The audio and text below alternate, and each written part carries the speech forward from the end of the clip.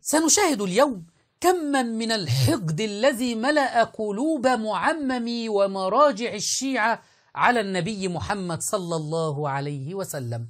خرج علينا المسمى بآية الله العظمى حمود العاملي، مرجع كبير من مراجع الشيعة أهلكه الله.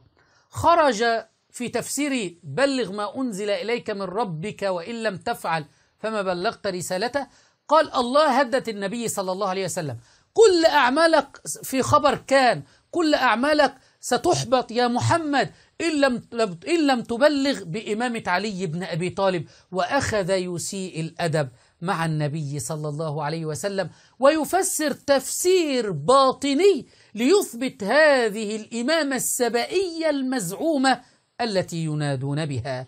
يطعنون في النبي صلى الله عليه وسلم من أجل هذه الإمامة السبائية.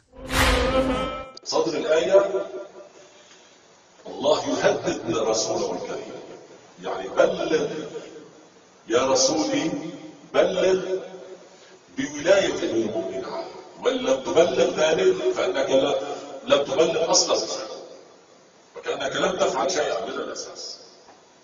يعني يكون عملك محبطا كما دلت أخبار على ذلك. يقول إن لم تبلغ فحبط عملي، يعني كل الأعمال التي فعلها رسول الله صلى الله عليه وسلم بلغها عن الله لأنها في خبر حبط عجله.